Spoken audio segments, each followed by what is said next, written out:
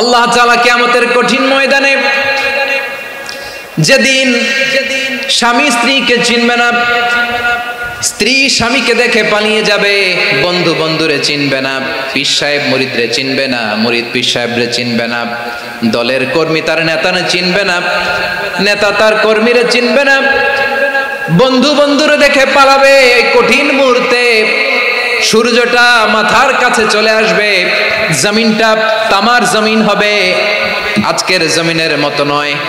মানুষ ঘর্মাক্ত, ক্লান্ত, শ্রান্ত মাথার মগজগুলো কানের ছিদ্র আর নাকের ছিদ্র দিয়ে বেয়ে বেয়ে পড়বে। বিশ্বনবী ফরমান, ময়দানে 7 শ্রেণীর ব্যক্তিকে রব্বুল আলামিন তার আরশের নিচে ছায়া দিবেন। তার মধ্যে প্রথম শ্রেণীর ব্যক্তি হলো ইমামুন আদিল। ইমামুন আদিল, ন্যায়পরায়ণ শাসক, যে ইনসাফের সাথে বিচার করে, যে জাস্টিস সমাজে সার্ভ করে, যে সুশাসন নিশ্চিত করে, ওই ইমামুন আদিল। আদিল শব্দটা বুঝছেন না? ইন্নাল্লাহা ইয়া'মুরু বিল আদল, পাইছেন? আদিল। 7 শ্রেণীর ব্যক্তিকে আল্লাহ তাআলা সুশীতল আরশের নিচে ছায়া দিবেন, যেদিন তার দেয়া ছায়া ছাড়া কোনো ছায়া থাকবে না। এর প্রথম হচ্ছে ইমামুন আদিল, ন্যায়পরায়ণ শাসক। চিল্লায় বলেন সুবহানাল্লাহ। আবার বিশ্বনবী বললেন, ইন্নাল মুকসিতিনা ইনদাল্লাহি আলা মানাবিরা মিন নূর আন ইয়ামিনির রহমান। কিয়ামতের দিন যারা ন্যায়পরায়ণ হিসেবে আল্লাহর সামনে দাঁড়াবে, কিয়ামতের দিন রব্বুল আলামিন তার আরশের ডান দিকে ওই ন্যায়পরায়ণ লোকদের জন্য আরশের ডান দিকে একটা নূরের মিম্বারে তাদেরকে বসার সুযোগ করে দিবে। আল্লাহর আরশের ডান দিকে ন্যায়পরায়ণ লোকদের জন্য আল্লাহ তাআলা নূরের মিম্বার বানাবে। 4টে কেন কথা মনে করেছেন? আল আদাল, জাস্টিস। ইন্নাল্লাহা ইয়া'মুরু বিল আদল। আল্লাহ তাআলা এই আদালতের নির্দেশনা দেয়, সুবিচার, সুশাসন। প্রিয় ভাইয়েরা, এটা আমরা বাংলাদেশে চাই কি চাই না? এই যে অরাজকতা, এই যে অন্যায়, এই যে জুলুম, এই যে ইনকনসিস্টেন্সি, সমাজের অসঙ্গতির প্রধান কারণ জাস্টিস নাই, সুবিচার নাই, সুশাসন নাই। শেষবারের মতো আওয়াজ করে বলেন তো, আমরা বাংলাদেশে আদল চাই কি চাই না? তাহলে প্রথম নির্দেশনা শেষ। আল্লাহ তাআলা তোমাদেরকে আদলের আদেশ দেন। এরপরে আল্লাহ বললেন, আমি তোমাদেরকে ইহসানের আদেশ দেই। ইন্নাল্লাহা ইয়া'মুরু বিল আদলি ওয়াল ইহসান। আমি তোমাদেরকে যেমনি আদলের নির্দেশনা দেই, তেমনি ভাবে তোমাদেরকে ইহসানের নির্দেশনা দেই। ইহসান, আওয়াজ করে সবাই বলেন তো ইহসান। সবাই বলেননি? সবাই বললে এতটুকু আওয়াজ হবে আমি বিশ্বাস করি না। আওয়াজ করে বলুন আল ইহসান। ইহসান মানে কারো প্রতি সফট হার্টেড হওয়া, মহানুভব হওয়া, অনুগ্রহ পরায়ণ হওয়া, অনুগ্রহশীল হওয়া, একে অপরের প্রতি দয়াদ্র হওয়া। একে অপরের প্রতি দয়াদ্র, অনুগ্রহশীল হওয়া ছাড়া মানবিক সমাজ কশিনকালেও গঠন করা সম্ভব না। প্রিয় ভাইরা, সুন্দর আচরণ দিয়ে, ইহসান দিয়ে যা জয় করা যায়, নরম আচরণ দিয়ে যেটা অর্জন করা যায়, কঠোরতা দিয়ে সেটা পারা যায় না। বিষ্ণু ঈসা ইসলাম ইহসান দিয়ে, কোমল আচরণ দিয়ে, তার অনুগ্রহ দিয়ে তিনি অনেক কাফিরের হৃদয়কে জয় করে ফেলেছেন। সাইয়েদনা সুমামা ইবনে উসাল রাদিয়াল্লাহু তাআলা আনহুর কথা মনে পড়ে যায়। তিনি ছিলেন ইয়ামামার বাদশা। মদিনাতে বিশ্বনবীকে হত্যা করার নিয়তে এসেছিলেন। গোপনে গোপনে বিশ্বনবীকে হত্যা করে আবার ইয়ামামাতে তিনি ফিরে যাবেন। কিন্তু কি অবাক করা কাণ্ড, হত্যা করতে পারে নাই, সাহাবাদের হাতে তিনি ধরা পড়ে গেলেন। সাইয়েদনা সুমামা ইবনে উসাল রাদিয়াল্লাহু তাআলা আনহু হত্যার নিয়তে আসলেন, কিন্তু হত্যা করতে পারলেন না। সাহাবারা ওনাকে ধরে ফেললেন, ধরে মসজিদে নববীর পিলারের মধ্যে বেঁধে রাখলেন। সুমামা ইবনে উসাল, সিরাত থেকে শুনে, সিরাত থেকে শোনাচ্ছি রাদিয়াল্লাহু তাআলা আনহু। ইয়ামামার অধিপতি ছিলেন। ইয়ামামা বিশ্বনবীকে হত্যার জন্য আসছেন, ধরা পড়ে গেছেন, এখন মসজিদে নববীতে বেঁধে রাখছে, তার মানে বন্দী। তো এখন স্ট্যাটাস কি? বন্দী, ক্যাপটিভ। তো বিষ্ণু ঈসা ইসলাম সাহাবাদেরকে বললেন, তার খোঁজ খবর নিও, সুমামা ইবনে উসালের খোঁজ খবর নিও।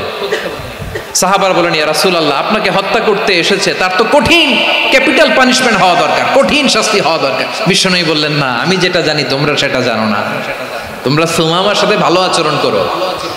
বিশ্বনবী সুমামার কাছে গেলেন। প্রথম দিন যে তিনি কালেমার দাওয়াত দিলেন, ইমানের দাওয়াত দিলেন, ইসলামের দাওয়াত দিলেন, রিসালাতের দাওয়াত দিলেন, আখিরাতের দাওয়াত দিলেন। পরের দিন যে বিশ্বনবী সালাতের দাওয়াত দিলেন, যাকাতের দাওয়াত দিলেন। ইসলাম কি, কিভাবে, কেমন করে পালন করতে হয় চমৎকার আর্টিকুলেট করতে শুরু করলেন।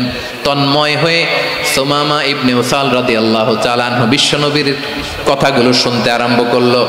একদিন নয়, 2 দিন নয়, টানা 3 দিন বিশ্বনবী সুমামার কাছে ইসলামকে প্রেজেন্ট করেছেন, উপস্থাপন করেছেন। আওয়াজ করে বলেন, কয় দিন? 3 দিন। 3 দিন মসজিদে নববীতে বাধা। আর সাহাবীদেরকে বললেন, তার খোঁজ খবর নিও। তোমরা যে রুটি বানাও এর মধ্যে সবচেয়ে ভালো আটার রুটিটা তারে দিও, সবচেয়ে রিফাইন্ড খেজুর, যেটা পিওর খেজুর, এটা তারে দিও। আর বিশ্বনবী নিজের উট থেকে দুধ দহন করে ওনার বাড়ির এক কর্মচারীকে বলেছেন, দুধ দহন করে সুমামার জন্য নিয়ে যেও। সুবহানাল্লাহ পড়বেন না? সবাই তো অবাক, ইয়ামামা থেকে আসছে নবীকে হত্যা করতে, বিশ্বনবী দেখে তারে জামাই আদর করে, তাকে মজার মজার খাবার দিও, দুধ দিও, আদর আপ্যায়ন করো।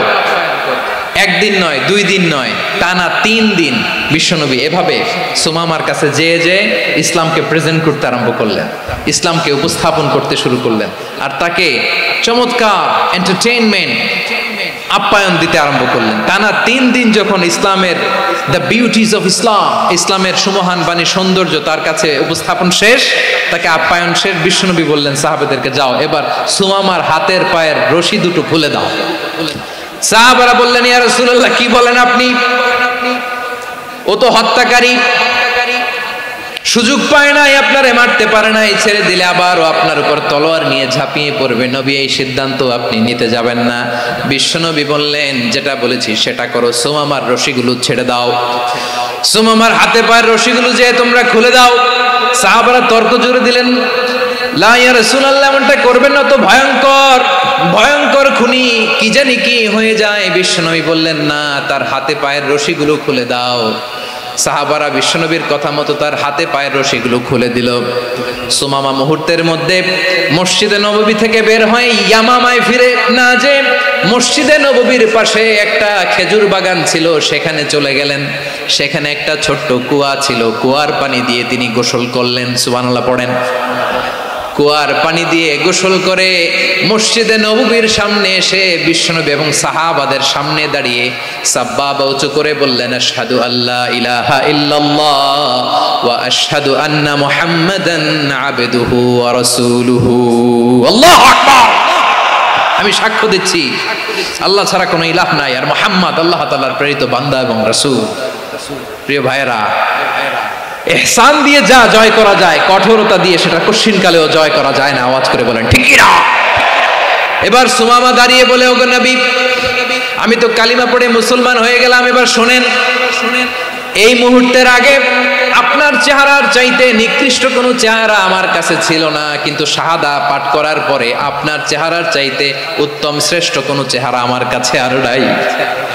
ও নবী, আজকের দিনের আগে ইসলাম ধর্মের চেয়ে নিকৃষ্ট অপছন্দনীয় কোনো ধর্ম আমার কাছে ছিল না, কিন্তু এই মুহূর্ত থেকে ইসলামের চেয়ে সেরা শ্রেষ্ঠ পছন্দনীয় কোনো ধর্ম আমার কাছে নাই।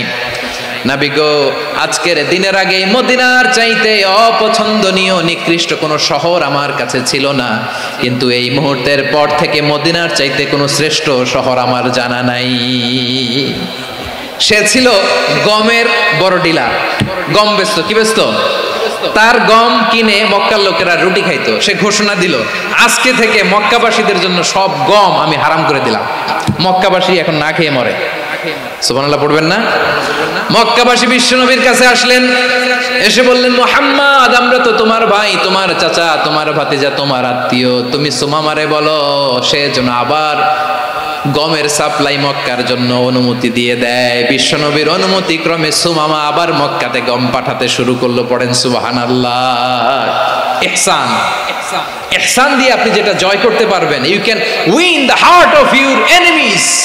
ইহসান দিয়ে আপনি আপনার শত্রুর হৃদয়কে জয় করতে পারবেন। আওয়াজ করে বলেন ঠিক কি না? এজন্য আল্লাহ বললেন ওয়া আনফিকু ফি সাবিলিল্লাহি ওয়া লা তুলকু বিআইদিকুম ইলাত তাহলুকা ওয়া আহসিনু ইন্নাল্লাহা ইউহিব্বুল মুহসিনিন। তোমরা আল্লাহর রাস্তায় দান করবে আর নিজেরা নিজেদেরকে ধ্বংসের হাতে ঠেলে দিও না। তোমরা একে অপরের প্রতি ইহসান করবে, কারণ ইহসানকারীদেরকে আল্লাহ বড্ড ভালোবাসেন। সুবহানাল্লাহ পড়েন। আবার সূরা রহমানে আল্লাহ বললেন হাল জাযাউল ইহসানি ইল্লাল ইহসান ফাবিআইয়ি আলা, সবাই পড়েন ফাবিআইয়ি আলাই রাব্বিকুমা তুকাযযিবান। ইহসানের প্রতিদান হিসেবে ইহসানি হয়। বিশ্বনবী সুমামার প্রতি যেমন ইহসান করেছেন, সুমামাও ঠিক তেমন ইহসান ফিরিয়ে দিয়েছে। ঠিক কিনা বলেন? তাহলে এক নম্বরে হচ্ছে আদ, ন্যায় বিচার। দুই নম্বরে সবাই বলে ইহসান, সদাচরণ। ইহসান দুই ধরনের প্রিয় ভাইরা, ইহসান ফিল ইবাদা, ইহসান ফিল মুআমালা। ইহসান ফিল ইবাদা হচ্ছে একাগ্র অনুভবে ইবাদতে ডুব দেওয়া, এর নাম ইবাদতের ইহসান। সুবহানাল্লাহ পড়ো। বিশ্বনবী বলেন ইহসান মানে কি জানো নাকি? হাদিসে জিবরিলে সাইয়েদনা জিবরিল আলাইহিস সালাম বিশ্বনবীকে বললেন আখবিরনি আনিল ইহসান। নবী আমাদেরকে বলেন ইহসান মানে কি? বিশ্বনবী বললেন আনতা আবুদাল্লাহা কাআন্নাকা তারাহু ফাইন লাম তাকুন তারাহু ফাইন্নাহু ইয়ারাক। ইহসান মানে হলো এমন ভাবে তুমি আল্লাহর সামনে নিজেকে উজাড় করে ইবাদত করবে, তুমি ভাববে তুমি আল্লাহকে দেখতে পাচ্ছ। আর এটা যদি ভাবা তোমার জন্য কঠিন হয়ে যায়, অন্তত এতটুকু তুমি ভাববা যে আল্লাহ তোমাকে দেখতে পাচ্ছেন। ঠিক কিনা বলেন? ও আমার বীর চট্টলার ভাইয়েরা, কেউ যেটা দেখে না সেটা দেখে কে? এই বিশ্বাস হৃদয়ের মধ্যে আছে? নামাজে যখন দাঁড়ান এই ফিলিংসটা আনা যাবে? হ্যাঁ, এশার সালাত তো এখনো হয় নাই না? আলোচনা শেষে এশার সালাত এখানে অনুষ্ঠিত হবে, তাই না? আচ্ছা বলুন তো, আমরা এশার সালাত পর্যন্ত বেঁচে থাকবো এই গ্যারান্টি আছে কার কার? হাত তোলেন। কয়েকজন হাত তুলছে পেছনে, না বুঝে তুলে ফেলছে। এশা পর্যন্ত যে আমরা হায়াত পাবো কোনো গ্যারান্টি আছে? সবাই আওয়াজ করে বলেন গ্যারান্টি আছে? গ্যারান্টি নাই। এই জন্য বিষ্ণু ইসলাম বলেছে এমন ভাবে নামাজে দাঁড়াও, ইবাদত করো, মনে করো হতে পারে এটাই আমার জীবনের শেষ নামাজ। পারফর্ম দ্য সালাহ as if this is your last and final prayer. এমন ভাবে সালাতে দাঁড়াও, ভাবো হতে পারে এটাই তোমার জীবনের শেষ নামাজ। এমন ভাবে নামাজে দাঁড়াও, ভাবো এটাই শেষ নামাজ। তাহলে নামাজে একাগ্রতা বাড়ায় দিবে কে? ফলে ইবাদতের ইহসান আমাদের অর্জিত হবে। আর মুআমালাতে ইহসান হলো, বিশ্বনবী বলেন ইন্নাল্লাহা তাবারাকা ওয়া তাআলা কাতাবাল ইহসানা আলা কুল্লি শাই ফাইদা কাতালতুম ফাআহসিনুল কিতলা ওয়া ইযা যাবাহতুম ফাআহসিনুয যাবহা ওয়ালিয়ুহিদ্দা আহাদুকুম শাফরাতাহু ওয়ালিয়ুরিহ যাবিহাতাহু। ইহসান দুই ধরনের। আওয়াজ করে বলতে হবে কয় ধরনের? সবাই বলুন আওয়াজ করে, কয় ধরনের? একটা হচ্ছে ইহসান ফিল ইবাদা, ইবাদতে ইহসান। ইবাদতে ইহসান কি? একাগ্র অনুভব দিয়ে ইবাদত করা, মন প্রাণ দিয়ে ইবাদত করা। আর মুআমালাতে ইহসান কি? সব কাজে, দৈনন্দিন কাজে, কর্মে, সামাজিক অ্যাক্টিভিটিতে কোমলতা প্রদর্শন করা, অনুগ্রহের সাথে সবকিছু করা। আল্লাহ তাআলা ইন্নাল্লাহা তাবারাকা ওয়া তাআলা কাতাবাল ইহসানা আলা কুল্লি শাই, তিনি সব কিছুর ব্যাপারে ইহসানকে আবশ্যক করেছেন। সবকিছু মুমিনের সব কাজে ইহসানের পরশ থাকবে। ওয়া ইযা কাতালতুম ফাহসিনুল কিতলা, বিষ্ণুই বলেন তুমি যখন কাউকে হত্যা করো ইহসানের সাথে করো। সুবহানাল্লাহ পড়বেন না? যখন হত্যা করো তখনও ইহসানের সাথে। আচ্ছা হত্যা করবো আবার ইহসান আসবে করতে করে, তো মেরেই ফেলবো আমি। আল্লাহ, ও ভাই একজন খুন করেছে, খুনি, রাষ্ট্রীয় আইনে তার শাস্তি হয়েছে ডেথ পেনাল্টি, মৃত্যুদণ্ড। এখন মৃত্যুদণ্ড দেখে আপনি যেমনি মন চায় তেমনি মারবেন লোকটারে? ওর নাক কেটে ফেলতে পারবেন? ওর কান কাটতে পারবেন? ওর চোখ উপড়ে ফেলতে পারবেন আপনি? যেমন মন চায় তার অঙ্গহানি করা যাবে না। ইহসানের সাথে তাকে হত্যা করে। সুবহানাল্লাহ, this is Islam, this is the true essence of Islam. ওয়া ইযা যাবাহতুম ফাহসিনুয যাবহা, যখন জবাই করবে তখনও ইহসানের সাথে জবাই করো। করবো জবাই, ওইখানেও নাকি ইহসান। আচ্ছা কুরবানির দিন আমরা পশুগুলোরে কি করি বলেন সবাই আওয়াজ করে? জবাই। জবাই মানে তো এটার মেরেই ফেলতেছি, একটু পরে তো টুকরো টুকরো করে গোশতগুলো খাবো, এটা তো খাবো, এটা তো মেরেই ফেলবে। বিষ্ণু বলে না, জবাইয়ের মধ্যেও মুমিনের জবাইয়ের ভেতরেও ইহসানের পরশ থাকা চাই। যখন জবাই করবে প্রাণীটাকে হাত পা টাইট করে বেঁধে নাও, ছুরিটাকে শার্পেন করে নাও, ধারালো করে নাও, যাতে অল্প সময়ে জবাইটা হয়ে যায়, প্রাণীটা যাতে কম কষ্ট পায়। সুবহানাল্লাহ পড়ে। দিস ইজ কল্ড ইহসান। ইহসান আল্লাহ তাআলা যেমনি আদলের আদেশ করেছেন, ন্যায় বিচার জাস্টিস এনশিওর করতে বলেছেন, সমাজে ইহসানের ব্যবহার, ইহসানের অনুশীলন তিনি করতে বলেছেন। এজন্য মুমিনের প্রতিটি কাজে, আমার চট্টগ্রামের ভাইয়েরা আমার দিকে তাকান, খেয়াল করে শুনুন, মুমিন জীবনের প্রতিটি কাজে ইহসানের পরশ থাকা চাই। আমরা যেন আমাদের পরিবারের প্রতি ইহসান করি, আমরা যেন আমাদের কর্মচারীদের প্রতি ইহসান করি, আমরা যেন আমাদের কলিগদের প্রতি ইহসান করি, আমরা যেন আমাদের ভাইদের প্রতি ইহসান করি। মুমিন জীবনের প্রতি কাজে ইহসানের পরশ থাকার দরকার আছে না নাই? কথা বুঝতে পেরেছেন? তাহলে আল্লাহ তাআলার তিনটা আদেশ ছিল, কয়টা গেল? ভুলে গেছে, ভুলে গেছে চট্টগ্রাম। তিনটা আদেশের মধ্যে কয়টা বললাম? প্রথমে কি ছিল? আদল। 2 নম্বরে, 3 নম্বরে রব্বুল আলামিন বললেন ওয়া ইতা ইদিল কুরবা, নিকটাত্মীয়দেরকে দান করো, নিকটাত্মীয়দেরকে দাও, যারা তোমাদের ব্লাড কানেকশনের আত্মীয় তাদেরকে তোমরা দাও। এখানে জেনারেলি বললেন দাও, কি দিব সেটা তিনি এখানে বলেন নাই, সেটা তিনি সূরাতুল ইসরার মধ্যে বলেছেন। আল্লাহ বলেন ওয়া আতিদাল কুরবা হাক্কা, নিকট আত্মীয়দেরকে তাদের অধিকার, তাদের প্রাপ্য তোমরা বুঝিয়ে দাও। দেখেন, একটা শান্তির সমাজ, একটা সমৃদ্ধ সমাজ, একটা মানবিক সমাজ গঠনের জন্য আল্লাহ তাআলা বেশি না, মাত্র 3টা অর্ডার, 3টা ভার্ডিক্ট তিনি জারি করেছেন। 1 নম্বর সুশাসন, ন্যায় বিচার। 2 নম্বর ইহসান। 3 নম্বর নিকটাত্মীয়, যারা কাছের, তোমার ভেরি ক্লোজ রিলেশনশিপে আছে, তাদেরকে দাও। দাও, দিলে বাড়িয়ে দেয় কে? অনেকে দিতে চায় না, কৃপণতা করে। দিলে বাড়ায় দেয় কে? ও মিয়া, মদিনার মধ্যে সবচাইতে গরিব সাহাবী ছিল বেলাল রাদিয়াল্লাহু তাআলা আনহু। ওনার এন্টায়ার অ্যাসেট, সম্পদের পরিমাণ কতদূর জানেন? একটা লুঙ্গি। বেলাল রাদিয়াল্লাহু তাআলা আনহু, ওনার টোটাল ওয়েলথের এস্টিমেশন হচ্ছে মাত্র একটা লুঙ্গি। একটা লুঙ্গি, টোটাল ওয়েলথ এস্টিমেশন, টোটাল সম্পদের পরিমাণ বেলাল রাদিয়াল্লাহু তাআলা আনহুর কি ছিল? কথা বোঝে নাই বোধহয়। কি ছিল? ওই বেলাল রাদিয়াল্লাহু তাআলা আনহুকে বিষ্ণু ইসলাম বলেছেন আনফিক ইয়া বেলাল, ও বেলাল তুমিও দাও। ওয়ালা তাখশা মিন যিল আরশি ইখলালা, আরশের অধিপতির তো কোনো ঘাটতি নাই, তুমি দিলে ওই আল্লাহ তোমারে বাড়ায় দিবে। এজন্য আমার প্রিয় ভাইয়েরা, দিলে কমে না, দিলে বাড়ে। অনেকে ধরে রাখে, নতুন কিছু নিতে পারে না, হাত দিয়ে যেটা ধরে রেখেছেন এটা দিয়ে দেন, বড় একটা ধরার সুযোগ পাবেন। জোরে বলেন ঠিক কিনা? ধরেন 5 কেজি ওজনের একটা ধরে রাখছেন, এখন 10, এটা না ছাড়লে 10 কেজি ধরতে পারবেন আপনি? আচ্ছা, 10 কেজির জিনিস একটা আছে হাতে, ওইটা যদি ছেড়ে দেন তাইলেই না 15 কেজি ধরতে পারবেন। কথা বলেন ঠিক কিনা? তাহলে দিলে বাড়িয়ে দেয় কে?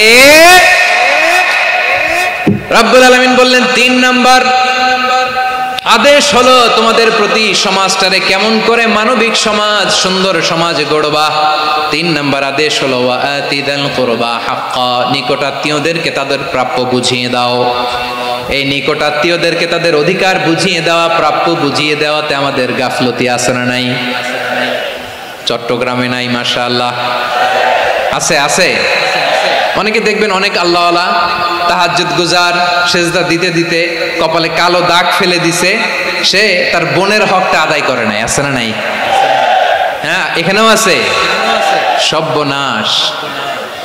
অনেক বড় হাজী সাহেব, বিশাল লম্বা দাড়ি, ছেলেরে সব দিয়ে দিছে, মেয়েরে কিছু দেয় নাই, মেয়ের হক আদায় করে নাই। আছে না নাই? এই হাজী সাহেবেরা, এই আল্লাহওয়ালারা কিয়ামতের ময়দানে আটকে যাবে। আপনি অন্যের অধিকার নষ্ট করেছেন, তাদের রাইটস কে ভায়োলেট করেছেন। এজন্য আল্লাহ তাআলা বলেন, কারো অধিকার যদি কেউ নষ্ট করে, ওই সমাজটা মানবিক সমাজ কঠিনকালেও হতে পারে না। এজন্য 3 নম্বর আল্লাহ বললেন ওয়া ইতা ইদিল কুরবা, নিকটাত্মীয়দেরকে দাও।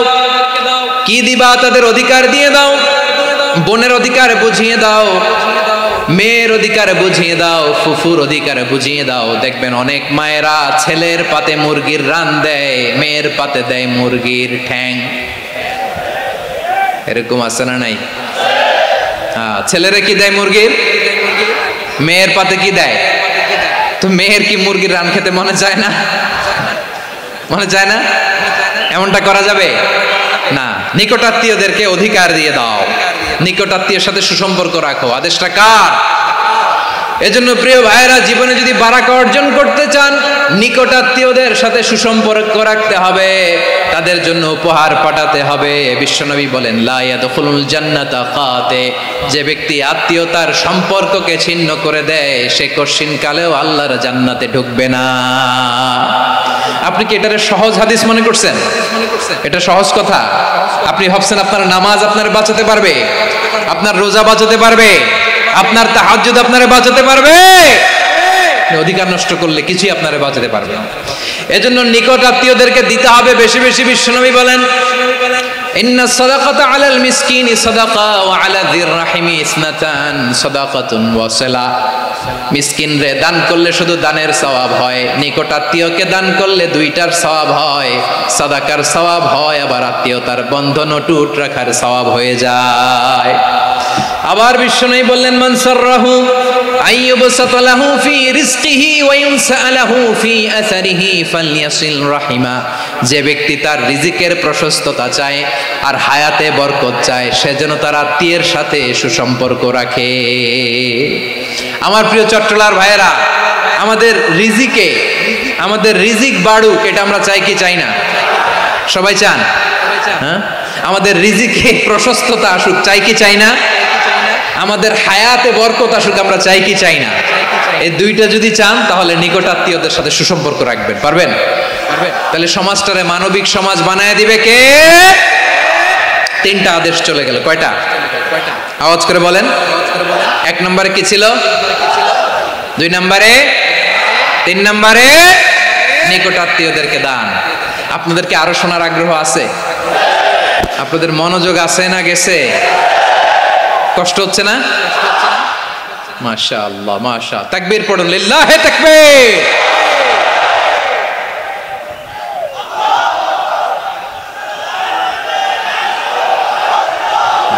মাশাআল্লাহ।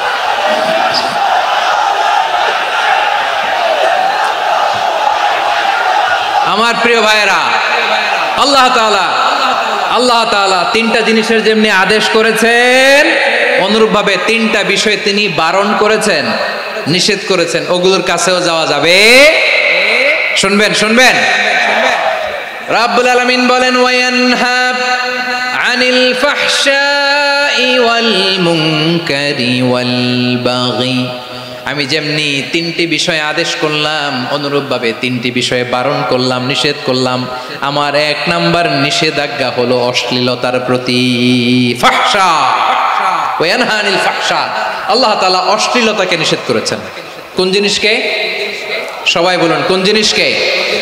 যত ধরনের, যত টাইপের, যত ক্যাটাগরির অশ্লীলতা হতে পারে, সব অশ্লীলতাকে হারাম করেছেন কে? ফাহশা মানে কি? কথায়, কাজে, আচরণে, কমেন্ট, ফেসবুকের কমেন্টসে যত ধরনের নোংরামো আছে, যত ধরনের অশ্লীলতা আছে, এটাকে আরবিতে বলে ফাহশা। এটাকে কি বলে? রাব্বুল আলামিন বলেন, কুল ইন্নামা হারামা রাব্বিয়াল ফাওয়াহিশা মা যাহারা মিনহা ওয়া মা বাতান। ও নবী, আপনি বলে দেন, আমার রব প্রকাশ্য, অপ্রকাশ্য, স্পষ্ট কিংবা অস্পষ্ট, দৃশ্যমান কিংবা অদৃশ্যমান সব অশ্লীলতাকে হারাম করেছেন। সব ধরনের অশ্লীলতা হারাম, সব ধরনের। আল্লাহ তাআলা আমাদেরকে অশ্লীলতা থেকে বাঁচান। অশ্লীলতা থেকে তিনি আমাদেরকে হেফাজত করুক, পড়েন আমিন। এবার বলেন, আমাদের সমাজে অশ্লীলতা আছে না নাই? চট্টগ্রামে নাই? আমি কই নাই, ওনারা বলে আছে। দেখছেন, আমি সামহাও বাঁচায় দেওয়ার ট্রাই করতেছি, ওনারা বলে আছে। অশ্লীলতা নানা ভাবে, নানা নামে, নানা মোড়কে আমাদের সমাজে আছে না নাই? সংস্কৃতির নামে, ফ্যাশনের নামে, বিনোদনের নামে, উপন্যাসের নামে, কনসার্টের নামে অশ্লীলতা আছে না নাই? আপনি দেখেছেন কনসার্টগুলোর অবস্থা? এই যে আতিফ আসলাম যে আসছে আমাদের দেশে, তারপর কে কে আসছে, আমাদের তরুণ তরুণীরা, আমাদের যুবক যুবতীরা, আমাদের জেনজিরা, কি অবস্থা ওইখানে? হ্যাঁ, কি অবস্থা? কে বাঁচাবে ওদের? কে রক্ষা করবে ওদের ইমানের, ওদের চরিত্রের হেফাজতের গ্যারান্টি কে দিবে? কনসার্টের নামে অশ্লীলতা আছে না নাই? ছেলে মেয়ে একে অপরকে জড়ায় ধরতেছে, একে অপরকে চুমো খাচ্ছে প্রকাশ্যে, দিবালোকে, গণমানুষের সামনে। আল্লাহ তাআলা এই অশ্লীলতা থেকে আমাদেরকে বেঁচে থাকতে বলেছেন, বেঁচে থাকতে বলেছেন। রূপালী জগতের নামে অশ্লীলতা আছে না নাই? এই টার্মটা আপনারা জানেন না? রূপালী জগৎ কি জগৎ? আসলে কি রূপালী জগৎ না অন্ধকার জগৎ? আমার বোনেরা, আপনাদেরকে যে কি বলে তারা বুঝায়, রূপালী জগৎ শুনেই আপনি ভরকে যাবেন না। রূপালী জগতে যে নারী যত বেশি উলঙ্গ সে নাকি তত বেশি সাহসী। জানেন? বলে এটা একটা সাহসী নারী, খুব সাহসী পদক্ষেপ তার। যত বেশি শরীর থেকে কাপড় নামাতে পারবে, যত বেশি বস্ত্রহীন হয়ে নিজেকে প্রেজেন্ট করতে পারবে, সে নাকি তত বেশি সাহসী। আমার চট্টলার ভাইয়েরা, শয়তানের প্রথমে এজেন্ডা ছিল বনি আদমকে বস্ত্রহীন করা। সে আদম এবং হাওয়া আলাইহিস সালামকে নিষিদ্ধ গাছের ফল খাইয়ে তাদেরকে বস্ত্রহীন করেছে। এই জামিনেও সে আমাদেরকে বস্ত্রহীন করতে চাইবে। এই রূপালী জগতের নামে তারা এটা করে। আমার প্রিয় বোনেরা, আপনি জানেন না আপনার দাম কত? ওরা আপনাদেরকে বিজ্ঞাপনের সস্তা পণ্য বানাতে চায়। ওরা আপনাদেরকে ওদের ভোগের লিপসার টুলস বানাতে চায়। ওরা আপনাদেরকে দিয়ে ওদের খায়েশ পূরণ করতে চায়। এটা আপনাদের জন্য মোটেও ডিগনিটি নয়, এটা আপনাদের জন্য সম্মান নয়। আপনার সম্মান শালীনতায়, আপনার সম্মান হেজাবে, আপনার সম্মান ভদ্রতায়, আপনার সম্মান আপনার ডিসেন্ট পোশাকে। পোশাক বলে দেয় এই নারীটা ভদ্র না অভদ্র। পোশাক বলে দেয় এই মেয়েটা কোন ঘরের মেয়ে। আওয়াজ করে বলেন ঠিক কিনা? আপনি জানেন না আপনারা সস্তা পণ্য বানায়, ভোগের পণ্য, বিলবোর্ডে আপনাকে উলঙ্গ করে উপস্থাপন করে। এই অশ্লীলতার সাথে ইসলামের কোনো সম্পর্ক। এজন্য আল্লাহ বলেন, আমি অশ্লীলতাকে হারাম করেছি। অশ্লীলতাকে হারাম করার প্রথম কারণ হলো এর মাধ্যমে মানবতাকে অপমানিত করা হয়। কারণ মানুষের সম্মান মানুষের পোশাকে। মানুষ যখন পোশাকহীন হয়ে যায়, বস্ত্রহীন হয়ে যায়, তার সম্মান কমে যায়। ঠিক কিনা? অশ্লীলতাকে হারাম করার প্রথম কারণ হচ্ছে মানুষ মানুষকে অপমান করে। একটা নারী, সে তো সম্মানিত, নারী যে কত সম্মানিত নারীরা এটা বুঝেই নাই। বিশ্বনবী বলেন, আর দুনিয়া কুল্লুহা মাতা ওয়া খায়রু মাতা'আদ দুনিয়া আল মারআতু সালিহা। আমার বোনেরা, 5টা প্যান্ডেলে আপনারা এলইডিতে আমার আলোচনা শুনছেন, আমি জানি।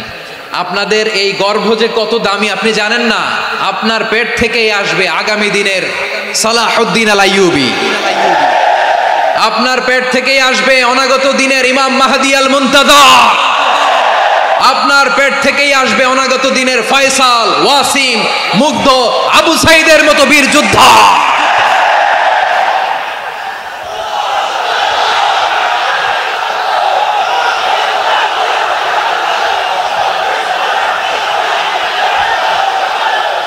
আমার প্রিয় বোনেরা, আমার প্রিয় বোনেরা, বিশ্বনবীর কথার ওজন খেয়াল করেন। আর দুনিয়া কুল্লুহা মাতা ওয়া খায়রু মাতা'আদ দুনিয়া আল মারআতু সালিহা। দুনিয়ার সবকিছুই অ্যাসেট, এর মধ্যে সবচেয়ে দামি অ্যাসেট নেককার নারী। আপনার গর্ভ যে কত দামি আপনি জানেন না। নিজের সময়টাকে কাজে লাগান, কোরআন পড়েন, সুন্নাহ পড়েন। আপনার অনেক দায়িত্ব ঘরে।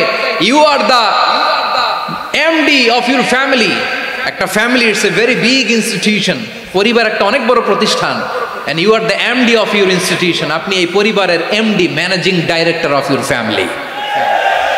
এখানে আপনার কত দায়িত্ব। আপনি ছেলে মেয়েদেরকে তারবিয়া করবেন, আপনি আপনার স্বামীর জন্য ঘরটারে জান্নাতের নীর বানাবেন, আপনার জন্য জান্নাতের ডুপ্লেক্স বাড়ি ওইখানে তৈরি করে রাখবে কে? আপনি যে কত দামি আপনি জানেন না। নারীদেরকে আল্লাহ বানিয়েছেন উচ্চতর করে, নিম্নতর নয়। নারীদেরকে ছোট্ট জিনিস দিলে এটার বড় করে দেয়। নারীদেরকে ভ্রূণ দিলে, শুক্রাণু দিলে নারী এটারে বাচ্চা হিসেবে উপহার দেয়, ঠিক কিনা? বিয়ের মাধ্যমে স্বামী যখন তার শুক্রাণু তার স্ত্রীকে উপহার দেয়, স্ত্রী রিটার্নে কি উপহার দেয়? ফুল ফর্ম বেবি, মানব সন্তান। দেখছেন, আপনি দিলেন একটুক, উনি দিছে বিশাল।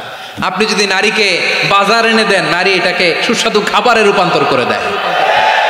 আপনি তাকে একটা মুচকি হাসি দিয়ে দেন, সে তার কলিজা দিয়ে দেয়। কিন্তু যদি আপনি তার মনে কষ্ট দেন, সে আপনার জীবনকে জাহান্নাম বানায়া দেয়। খবর আছে, নারীর মন বুঝতে পারলে নেয়ামত, বুঝতে না পারলে কিয়ামত, ঠিক কিনা বলে? কত দামি আপনি জানেন না, জানেন না আপনি কত দামি, অনেক দামি আপনি। আপনাদেরকে যেন ভোগের সস্তা পণ্য বানাতে না পারে, আপনাদেরকে সচেতন থাকতে হবে, সজাগ থাকতে হবে, কনসার্ন থাকতে হবে। শয়তানের ওই হাতছানির দিকে আর নজর দেওয়া যাবে না। তাহলে কেন আল্লাহ তাআলা এই ফাহশা অশ্লীলতাকে হারাম করলেন? এক নাম্বার, এতে হিউম্যান ডিগনিটি কমে। দুই নাম্বার, এতে মানুষের অধিকার নষ্ট হয়। আপনি বিয়ে করেছেন, এরে পরকিয়া করেন, ওর সাথে এরকম আছে না নাই? স্ত্রীর অধিকার নষ্ট করেছেন। আপনি বিবাহ সম্পর্কে আবদ্ধ হয়েছেন তার সাথে, আপনি পরকিয়া করেন ওই ছেলের সাথে, আপনি আপনার হাজবেন্ডের সাথে বিট্রে করেছেন। এজন্য আল্লাহ অশ্লীলতাকে হারাম করেছে। অশ্লীলতাকে হারাম করার আরেকটা কারণ হচ্ছে আল্লাহ তাআলা এই হিউম্যান জেনারেশনকে এটাকে প্রিজার্ভ করতে চায়। হিফজুন নাসল, এটা মাকাসিদুশ শরিয়ার অনেক গুরুত্বপূর্ণ একটা মাকাসিদ, অনেক গুরুত্বপূর্ণ। আপনার নাসল, আপনার জেনারেশনকে সংরক্ষণ করা। এই যে আসতেছে ফেব্রুয়ারি, কত ফেব্রুয়ারি জানো? এটা কি বিশ্ব ভালোবাসা দিবস? হ্যাঁ, কি দিবস?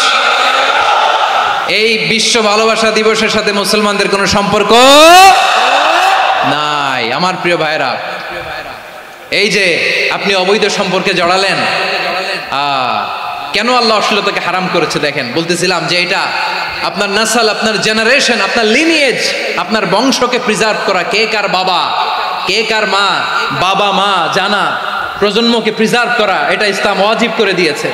এই যে অবৈধ সম্পর্কের কারণে, বিশ্ব বেহায়া দিবসের কারণে, এগুলোর আউটকাম, আউটপুট হিসেবে মাঝে মাঝে এই ঢাকা মেডিকেলের ডাস্টবিনে নবজাতকের বাচ্চার কান্নার আওয়াজ শুনতে পাওয়া যায়। চট্টগ্রাম মেডিকেলের ডাস্টবিনে নবজাতকের কান্না শুনতে পাওয়া যায়। বীর চট্টলার মুসলমানেরা বুঝতে পারলে আওয়াজ করে বলেন, এই যে চট্টগ্রাম মেডিকেলে যে নবজাতকটা পাওয়া গেল, ওর বাবাকে আমাকে বলেন, ওর বাবাকে, ওর মাকে, ও কোন ফ্যামিলির সন্তান কেউ জানে? আপনি হিউম্যান ডিগনিটিকে অপমান করেছেন না? আপনি তার ভবিষ্যৎকে অন্ধকার করেছেন না?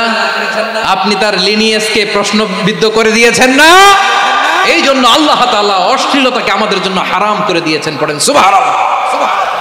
এই জন্য রাব্বুল আলামিন বলেন, কুল ইন্নামা হারামা রাব্বিয়াল ফাওয়াহিশা মা যাহারা মিনহা ওয়া মা বাতান। প্রকাশ্য অপ্রকাশ্য সব অশ্লীলতাকে হারাম ঘোষণা করে দিয়েছে কে? আবার দুনিয়ার বুকে যারা অশ্লীলতার প্রসার করে তাদের জন্য শাস্তি মজুদ রেখেছে কে?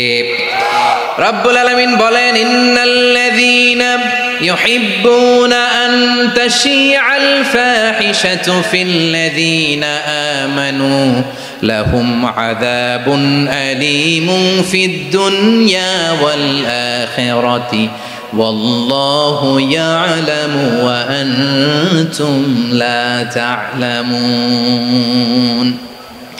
নিশ্চয়ই যারা বিশ্বাসীদের মাঝে অশ্লীলতার প্রচার প্রসার করতে চায় তাদের জন্য আমি মর্মন্তুদ শাস্তি প্রস্তুত করে রেখেছি, দুনিয়াতেও রেখেছি, আখিরাতেও রেখেছি। ঘোষণাটা কার? যারা এই নাটকের নামে, সিনেমার নামে, রূপালী জগতের নামে, মুভির নামে, ওটিটি প্ল্যাটফর্মের নামে আমার সমাজে অশ্লীলতা ছড়াতে চায় তাদের জন্য কঠিন মর্মন্তুদ শাস্তি মজুদ রেখে দিয়েছে কে? ও আমার বোনেরা, এখনো আপনি জাগবেন না? এখনো আপনার চিন্তার দুয়ারে এখনো নাড়া পড়ে নাই? ওরা আপনাকে উলঙ্গ বানাতে চায়, ওরা আপনাকে আইটেম গার্ল বানাতে চায়। এজন্য ইসলাম অশ্লীলতাকে হারাম করেছে। হারাম। ইসলাম বলেছে যোজন যোজন দূরে থাকো, ওরা বলে না কাছে আসো, কাছে আসার গল্প, ক্লোজ আপ ওয়ান, কাছে আসার গল্প আছে না নাই? চট্টগ্রামে তো এগুলো নাই মাশাআল্লাহ। হ্যাঁ, এখানেও আছে ক্লোজ আপ ওয়ান, কাছে আসার গল্প। আল্লাহ বলেন ওয়ালা তাকরাবুজ জিনা, কাছেও এসো না, জিনা থেকে যোজন যোজন কিলো দূরে থাকো, ওরা বলে কাছে আসার গল্প। আমার বীর চট্টলার ভাইয়েরা, কাছে আসতে হলে আমরা কোরআনের কাছে আসব, কাছে আসতে হলে নবীর কাছে আসব, কাছে আসার গল্প হবে আমার রবের কাছে আসার গল্প। চিল্লায় বলো ঠিক কিনা?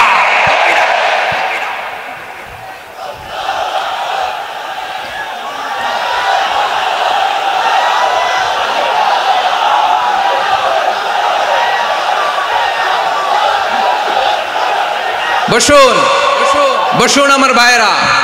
তাহলে অশ্লীলতার সাথে আমাদের কোনো সম্পর্ক? সবাই বলতে পারেননি, আওয়াজ করে বলুন, অশ্লীলতার সাথে আমাদের কোনো সম্পর্ক? আমরা এই সমস্ত ক্লোজ আপ ওয়ান, কাছে আসার গল্পের প্রোগ্রামে যাব? আমরা কোন ধরনের অশ্লীল কন্টেন্ট সোশ্যাল মিডিয়ায়, টিভিতে দেখব?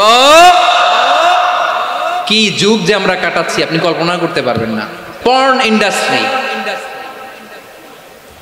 নারী পুরুষের বস্ত্রহীন যুগল দৃশ্য, এটাকে দিয়ে ওরা কোটি ডলারের ইন্ডাস্ট্রি বানিয়েছে।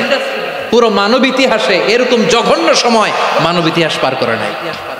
পর্ন এটা ইন্ডাস্ট্রি হয়ে গেছে।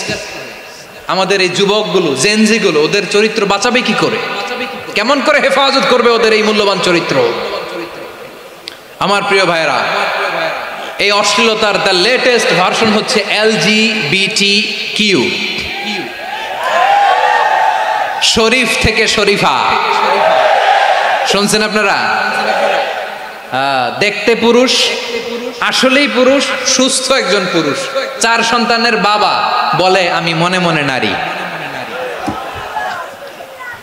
দেখতে নারী, সুস্থ নারী, আসলেই সে দিব্যি একজন নারী, বলে আমি মনে মনে পুরুষ। সবচেয়ে ভয়ঙ্কর অশ্লীলতার সবচাইতে লেটেস্ট ভার্সন হচ্ছে এই ট্রান্সজেন্ডারিজম।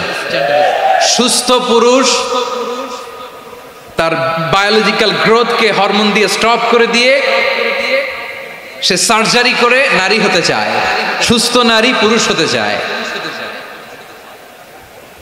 পুরুষ পুরুষের প্রতি সেক্সুয়ালি আকর্ষণ বোধ করে। এটা লূত আলাইহিস সালামের কওমের মধ্যে ছিল।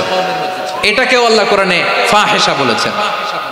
ওয়ালুতান ইয ক্বালা লিকাওমিহি আতাতুনাল ফাহিশাতা মা সাবাকাকুম বিহা মিন আহাদিম মিনাল আলামিন। লূত আলাইহিস সালাম বললেন, তোমরা কি এমন এক অশ্লীল কার্যক্রমে ডুব দিলে নাকি যেটা গোটা বিশ্বের কেউ কখনো করে নাই, তোমরাই প্রথম করেছো? পড়েন নাউযুবিল্লাহ। এই পশ্চিমের এই রোগ আমার দেশে যেন আসতে না পারে, আমাদের সজাগ থাকতে হবে। প্রিয় ভাইরা, চিল্লায় বলেন ঠিক কিনা? পশ্চিমের অবস্থা ভয়ঙ্কর। পাশ্চাত্যে আমি যুক্তরাষ্ট্রে ছিলাম অনেকদিন, কয়েক মাস, বিভিন্ন স্টেটে ঘুরেছি।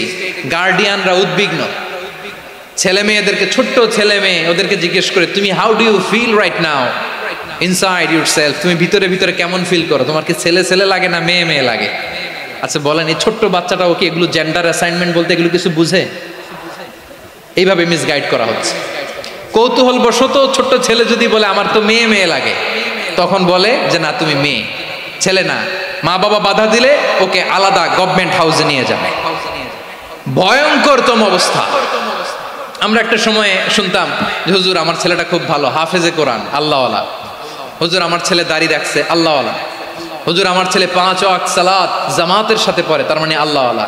পশ্চিমে যে আমি কি শুনছি জানেন? ওরা বলে হুজুর আমার ছেলেটা ইউনিভার্সিটির একটা মেয়ের সাথে প্রেম করে, ও খুব আল্লাহওয়ালা, হুজুর দোয়া করবেন। এর কারণ ওদের কাছে আল্লাহওয়ালার ক্রাইটেরিয়া হচ্ছে হুজুর আমার ছেলেটা আরেক ছেলের পছন্দ করে নাই, আমার মেয়েটা আরেক মেয়েকে ভালোবাসে নাই, এজন্য আমার ছেলেটা আল্লাহওয়ালা, হুজুর ওর জন্য একটু দোয়া করে দিয়েন। কি চ্যালেঞ্জ ওরা ফেস করতেছে। ওনার ছেলে যে আরেক ছেলেরে বিয়ে করবে না, এটাতেই উনি খুশি যে আলহামদুলিল্লাহ আমার ছেলেটা একটা মেয়েরে ভালোবাসে, আমার মেয়েটা একটা ছেলেরে ভালোবাসে, মানে এটা খুব আল্লাহওয়ালা। নাউজুবিল্লাহ পড়তে পারলেন না? এজন্য অশ্লীলতার সাথে আমাদের কোনো সম্পর্ক। রব্বুল আলামিন বলেন ওয়ায়ানহা আনিল ফাহশাই ওয়াল মুনকারি ওয়াল বাগি, তিনটা জিনিসকে আমি নিষিদ্ধ করলাম। এক নাম্বার হলো ফাহশা, অশ্লীলতা। দুই নম্বরে হলো মুনকারের সমস্ত মন্দ কাজ। আপনাদের মনোযোগ আছে না? শেষ করে দিব? আর 2-1 মিনিট শুনবেন? আচ্ছা বলি তাহলে, আর 2-1 মিনিট। তাহলে নিষেধাজ্ঞা জারি করেছেন তিনটা জিনিসের উপর। এক নাম্বার কি? ফাহশা, অশ্লীলতা। 2 নাম্বার মুনকার। মুনকার মানে হচ্ছে যত মন্দ কাজ, খারাপ কাজ, বাজে কাজ, এটার বলে মুনকার। এটার কি বলে? আপনারা পড়ছেন না, তা'মুরুনা বিল মা'রুফি ওয়া তানহাউনা আনিল মুনকার। ভালো কাজের আদেশ, সৎ কাজের আদেশ, অসৎ কাজের নিষেধ। মুনকার, মুনকার হচ্ছে মানুষের স্বাভাবিক বিবেকবোধ যেটাকে খারাপ বলে, ওইটাই মুনকার। পৃথিবীর সব আসমানি গ্রন্থ যেটাকে খারাপ বলেছে, মানুষের স্বাভাবিক বিবেকবোধ যেটাকে খারাপ বলেছে, এগুলো সব মুনকার। যেমন ইফটিজিং, এটা কি ভালো না খারাপ? মজুদদারি, খাদ্যে ভেজাল দেওয়া, ওজনে কম দেওয়া, মাছে ফরমালিন মিশানো, চাঁদাবাজি, টেন্ডারবাজি, দখলবাজি, এগুলো আমাদের স্বাভাবিক বিবেকেই বলে এগুলো খারাপ, এগুলো হচ্ছে মুনকার। আল্লাহ তাআলা এই মুনকার থেকে আমাদেরকে বেঁচে থাকতে বলেন, আর শয়তান এই মুনকারের প্রতি আমাদেরকে উদ্বুদ্ধ করে। আল্লাহ তাআলা বললেন, ইয়া আইয়ুহাল্লাযীনা আমানু লা তাত্তাবিউ খুতুওয়াতিশ শাইতান ওয়া মান ইয়াত্তাবি' খুতুওয়াতিশ শাইতানি ফাইন্নাহু ইয়া'মুরু বিল ফাহশাই ওয়াল মুনকার। আল্লাহ বললেন, আমার গোলামেরা শোনো শোনো, ও আমার বিশ্বাসী বান্দারা খবরদার, তোমরা কশিনকালেও শয়তানের পদাঙ্ক অনুসরণ করবে না, কারণ শয়তান তোমাদেরকে অশ্লীলতা এবং মন্দ কাজের দিকে উদ্বুদ্ধ করে। আমাদের কাজ হচ্ছে শয়তান আমাদেরকে যেদিকে নিতে চায় আমরা তার উল্টা দিকে যাব, ঠিক কিনা বলে? শয়তান এই মন্দ কাজকে আমাদের কাছে বিউটিফাই করে, চাকচিক্যময় করে আমাদের সামনে উপস্থাপন করে। এজন্য আল্লাহ বলেন মুনকারকে থামাতে হবে, মুনকার প্রতিরোধ করতে হবে। মুনকার প্রতিরোধের দায়িত্ব শুধু আমাদের নাকি? শুধু আপনার খতিব সাহেবের, ইমাম সাহেবের, নাকি মুসলিম উম্মার সবার?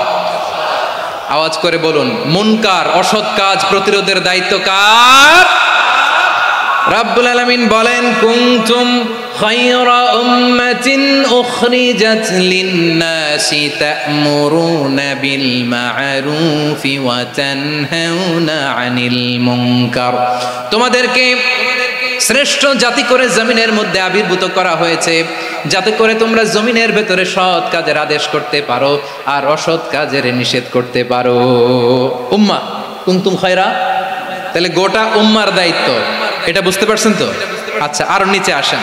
এরপরে আল্লাহ বললেন, শুধু উম্মাহ না, এই জমিনের রাজত্ব আমি যাদের হাতে দেই, এই জমিনের মালিক আমি যাদেরকে বানিয়ে দেই, যাদেরকে আমি সরকারের দায়িত্ব দেই, তাদেরকেও মুনকার প্রতিরোধের দায়িত্ব দিয়েছে কে? আল্লাহ বলেন, যারা ক্ষমতার মসনদে বসেছে তাদেরকে 4 দফা কর্মসূচি আমি আল্লাহ দিলাম। আওয়াজ করে বলেন, কয় দফা?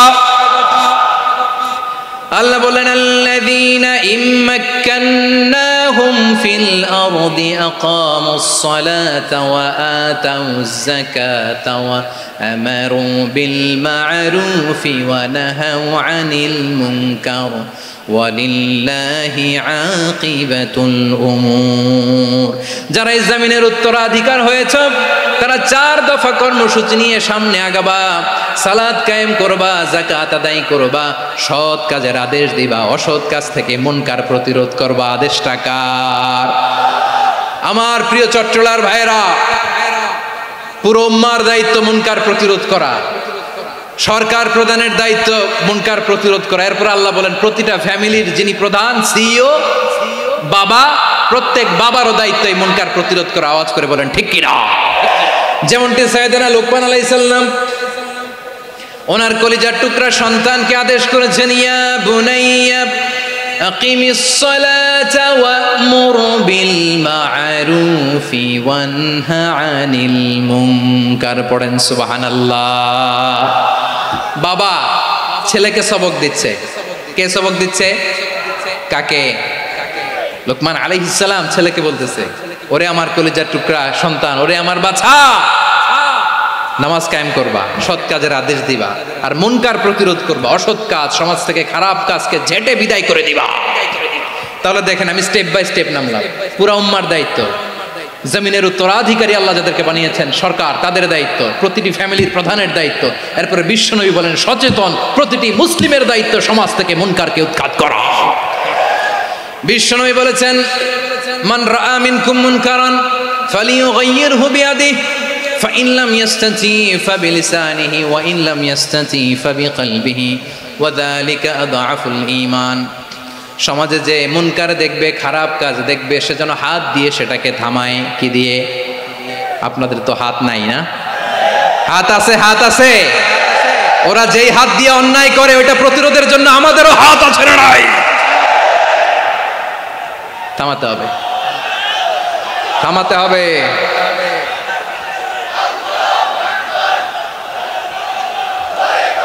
বসুন আমার প্রিয় ভাইয়েরা, ওরা ওদের যে হাত দিয়ে টেন্ডারবাজি করে, চাঁদাবাজি করে, ইফটিজিং করে, দখলবাজি করে, যে হাত দিয়ে, ওই মুনকার থামায় দেওয়ার জন্য আল্লাহর দেয়া আমাদেরও দুটি হাত আছে না নাই? আমাদেরও হাত আছে, থামাইতে হবে, থামাইতে হবে, হিম্মত করতে হবে। আমার প্রিয় ভাইয়েরা, না থামালে আমরাই ডুববো শেষমেশ। আমাদের বাঁচার জন্য হলেও থামাইতে হবে। রব্বুল আলামিন বলেন, ওয়াত্তাকু ফিতনাতাল লা তুসিবান্নাল্লাযীনা যালামু মিনকুম খাসসা। ও আমার গোলামেরা, ওই আযাবকে ভয় করো যে আযাব যখন আমি জমিনের বুকে পাঠাই শুধু জালেমদেরকেই মারি না, আলেমদেরকেও মারি। আযাব যখন আসে তখন শুধু জালিমই মরে না, আলেমও মরে। জানেন মুসা আলাইহিস সালামের পায়ে একবার একটা লাল পোকা কামড় দিয়েছে, লাল পিঁপড়া। লাল পিঁপড়া কামড় দিলে খুব আরাম লাগে না? কি লাগে? হ্যাঁ, জলে না? লাল একটা পিঁপড়া কামড় দিছে, তো উনি রেগে মেগে পাশি দেখে লাল পিঁপড়ার বাসা, পা দিয়ে ডলে মুছে সবগুলো পিঁপড়া মেরে ফেলছে। এই ঘটনাটা আল্লাহ ঘটিয়েছেন এজন্য মুসা আলাইহিস সালাম ছিলেন কালিমুল্লাহ, সরাসরি আল্লাহর সাথে কথা বলতেন। তিনি আল্লাহকে জিজ্ঞেস করেছিলেন, আল্লাহ তুমি যখন কোনো জনপদে আযাব পাঠাও, শাস্তি দাও, ওখানকার শুধু জালেমরাই তো মরে না, ভালো মানুষগুলাও মরে, তো আযাব দিবা মুশরিকদের উপর দিবা, অবাধ্যদের উপর দিবা, ভালো মানুষগুলারে মারো কেন? আল্লাহ বললেন, মুসা তোমার যে কামড় দিছিল পায়ের মধ্যে পিঁপড়া, কয়টা পিঁপড়া? জোরে বলেন। একটা পিঁপড়া, তো সবগুলারে মারলা কেন? রেগে মেগে পুরো পিঁপড়ার বাসা ভেঙে ম্যাসাকার করলা কেন? এই মুসা, আমি যখন অ্যাকশনে যাই, আমি যখন শাস্তি দেই, তখন এত বাস বিচার করা হয় না, বাস বিচার করা যায় না। যখন অ্যাকশনে যাওয়া হয় ওইটা ডাইরেক্ট অ্যাকশন হয়ে যায়। চিল্লায় বলো ঠিক কিনা? এজন্য আমাদের বাঁচার জন্য হলেও এই পাপ থামাতে হবে, এই শয়তানের অট্টহাসি থামাতে হবে, অন্যায় অপরাধ সমাজ থেকে আমাদের থামাতে হবে। কারণ আযাব আসলে ওরাও মরবে, আমরাও মরব। একটা জাহাজ 2 তলা, আপনি আছেন 2য় তলায়, শুনতেছেন? শুনতেছেন? জাহাজ কয় তলা? আপনি কোন তলায়? 2য় তলায়। নিচের তলার কিছু লোক জাহাজের তলা ছিদ্র করতে আরম্ভ করছে। কি ছিদ্র করতেছে? আচ্ছা, জাহাজের তলা ছিদ্র করলে তলা দিয়ে কি ঢুকে? এখন আপনি যদি বলেন আমার কি, আমি তো 2 তলায়, আমার কি, আমি তো সেফ, আমি ইন দ্য সেফ জোন, আমি তো ভালো আছি, আমি তো ভালো আছি, ওরা ছিদ্র করে ওরা মরবে। আসলে কি শুধু ওরা মরবে, নাকি তলা ফুটো হলে ভিতরে পানি ঢুকলে আপনারও শরীর সমাধি হবে? তলা দিয়ে যখন পানি ঢুকবে, জাহাজ ঢুকলে আপনিও মরবেন। এজন্য নিজে মরার আগে ওই পাগলগুলোর নিচতলায় যে থামাতে হবে। চিল্লায় বলেন ঠিক কিনা? এজন্য আল্লাহ বললেন, মুনকার প্রতিরোধের দায়িত্ব সমাজের টপ টু বটম সবার, পুরো উম্মার দায়িত্ব, সরকার প্রধানের দায়িত্ব, প্রতিটি ফ্যামিলির প্রধান বাবার দায়িত্ব। বিশ্বনবী বললেন প্রতিটি সচেতন মুসলিমের দায়িত্ব। এজন্য মুনকার প্রতিরোধ করার দরকার আছে না নাই? সমাজে এই যে ইফটিজিং হয়, আপনার বোনের বয়সী একটা মেয়েকে কিছু বখাটে টিটকারি করে, এই বলে সেই বলে, নোংরা কথা বলে, রাস্তায় দেখেও আপনি পাশ দিয়ে না দেখার মতো চলে যান কেন? আপনি দাঁড়ান না কেন? আপনি দাঁড়ালেই তো থেমে যাবে, কারণ সত্যের যে শক্তি তার সামনে মিথ্যা মুখ থুবড়ে পড়ে। আপনার সামনেও কিছুই না, নাথিং। আপনি দাঁড়ান, ওকে প্রশ্ন করেন যে আমার বোনকে তুমি ডিস্টার্ব করো কেন? আপনাকে দেখে আরো 5 জন দাঁড়াবে, 5 জনকে দেখে আরো 10 জন দাঁড়াবে। আমাদের নীরবতা আর আমাদের নিশ্চুপ থাকাই জালিমদেরকে আরো শক্তিশালী জালিম বানিয়েছে। এজন্য মুনকার প্রতিরোধের দায়িত্ব আমাদের সবার। টেন্ডারবাজি, চাঁদাবাজি, দুর্নীতি, অপরাধ, দখলদারিত্ব, মজুদদারি, এগুলো সব কিছু একসাথে প্রতিরোধ করতে হবে, ঠিক কিনা বলেন? একটা মানবিক সমাজ যদি চাই, প্রতিরোধ করতে হবে। প্রিয় ভাইয়েরা, আল্লাহর শপথ নিয়ে বলি, এই নাসিহাতগুলো সবার জন্য, সব দলের জন্য, সব মতের মানুষের জন্য। আমরা কোনো দলের প্রতি মানুষকে ডাকি না, আমরা ডাকি ইসলামের দিকে। সব দলের, সব মতের, সব মানুষদেরকে আমরা আহ্বান জানাই, আসুন আমরা একটা সুন্দর সমাজ বিনির্মাণ করি। এই যে নতুন বাংলাদেশের এক সুযোগ এসেছে, আর জীবনে হয়তো আসবে না, সামনের 100 বছর এই সময় আসবে না। আসুন দেশটাকে আমরা সাজাই, আসুন আমরা দুর্নীতি বন্ধ করি, আসুন আমরা চাঁদাবাজি বন্ধ করি, আসুন আমরা দখলদারিত্ব বন্ধ করি, আসুন আমরা এক দল আরেক দলকে নিশ্চিহ্ন করার যে রাজনীতি, এটা বন্ধ করি। সব দলের প্রতি আমার আহ্বান। আমি কিছুদিন আগে একটা নিউজ দেখলাম, ওই যে লন্ডনে বসে জনাব তারেক রহমান সাহেবকে আমি ধন্যবাদ দিতে চাই। উনি সংবাদ শোনা মাত্রই ওনার দলের অনেক চাঁদাবাজকে উনি বহিষ্কার করেছে। I do appreciate. প্রতিটি দলের এরকম ইনিশিয়েটিভ নেওয়ার দরকার আছে না নাই? যে কোনো দলে এই প্র্যাকটিসটা থাকার দরকার আছে না নাই? চাঁদাবাজদের সাথে আপনারা নিজেদেরকে মুক্ত ঘোষণা করবেন যে এরা আমার দলের কর্মী হতে পারে না। আমরা চাঁদাবাজ মুক্ত বাংলাদেশ চাই, জুলুম মুক্ত বাংলাদেশ চাই, ফ্যাসিজম মুক্ত বাংলাদেশ চাই, গুণ খুন খারাপি মুক্ত বাংলাদেশ চাই। আমরা নতুন ভোরের বাংলাদেশ চাই। ওই বাংলাদেশ পাওয়ার জন্য মুনকার প্রতিরোধে, অন্যায় প্রতিরোধে যদি বাঘের বাচ্চার মতো, আবু সাইদের মতো 2 হাত উঁচু করে, বুককে টান টান করে প্রসারিত করে দাঁড়াতে হয়, রাজি আছো মুসলমান? কারা কারা রাজি? আল্লাহকে হাত দেখিয়ে প্রতিজ্ঞা করো।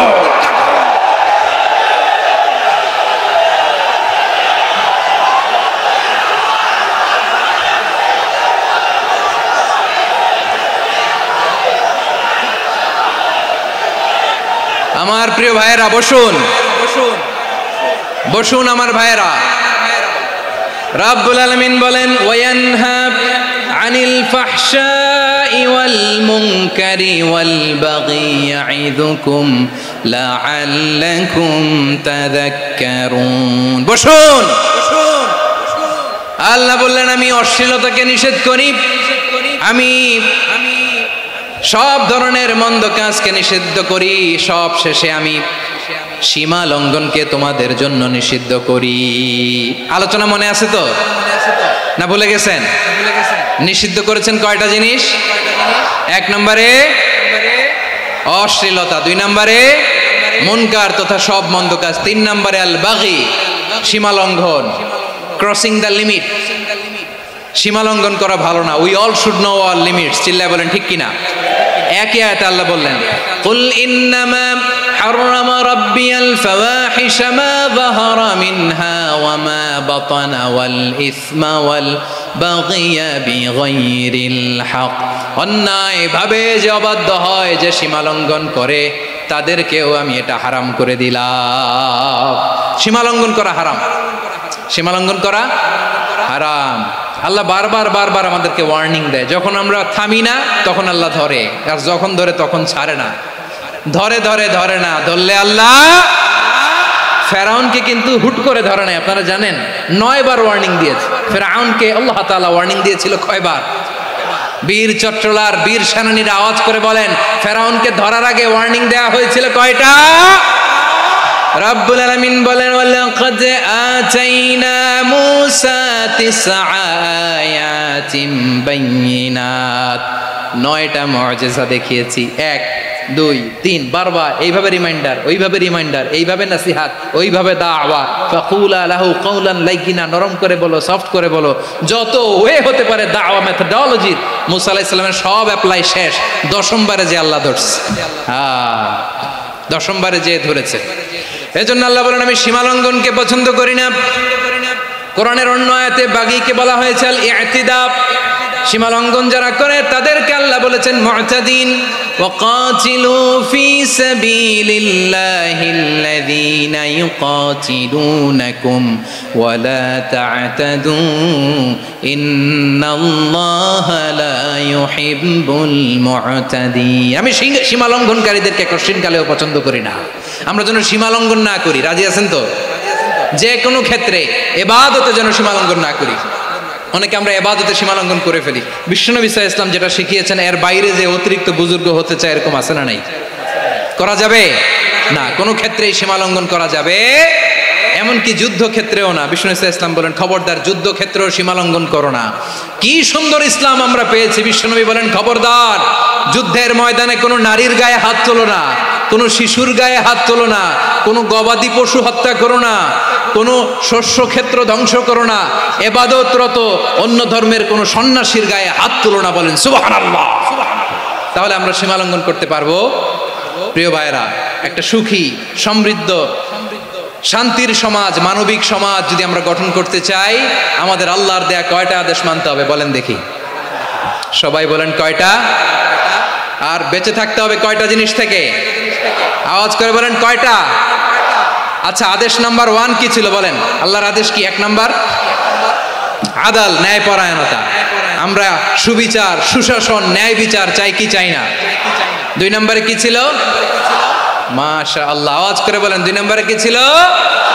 ইহসান, আমরা যেন সবার প্রতি দয়া পরবশ হই, ইহসান করি। 3 নম্বরে কি ছিল? নিকটাত্মীয়দের দান করা, তাদের অধিকার প্রাপ্য বুঝিয়ে দেওয়া। পাশাপাশি 3টা জিনিস থেকে আল্লাহ বারণ করেছেন, নিষেধ করেছেন। তার প্রথমটা ফাহশা, অশ্লীলতা। অশ্লীলতার সাথে আমাদের কোনো সম্পর্ক।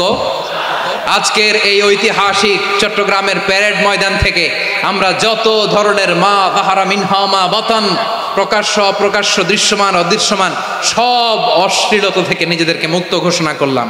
অশ্লীলতাকে আমরা না বলে দিলাম। আওয়াজ করে সবাই বলুন নো। অশ্লীলতার সাথে আমাদের কোনো সম্পর্ক। 2 নম্বর নিষেধাজ্ঞা কি ছিল? আল মুনকার, সমাজের যত মন্দ কাজ এগুলোকে আমরা প্রতিরোধ করব। রাজি আছেন তো সবাই? 3 নম্বরে আল বাগী, সীমালঙ্ঘন।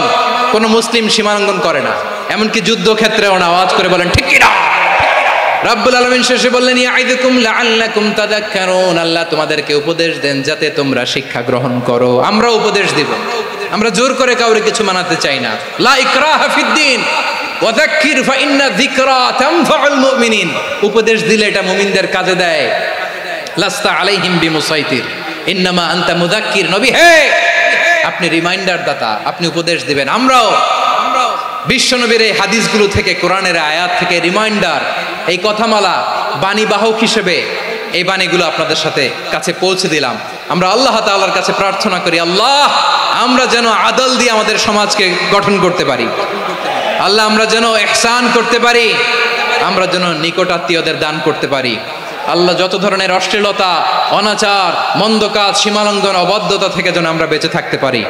আল্লাহ তাআলা আমাদের সবাইকে কথাগুলো বোঝার ও আমল করার তৌফিক দান করুক।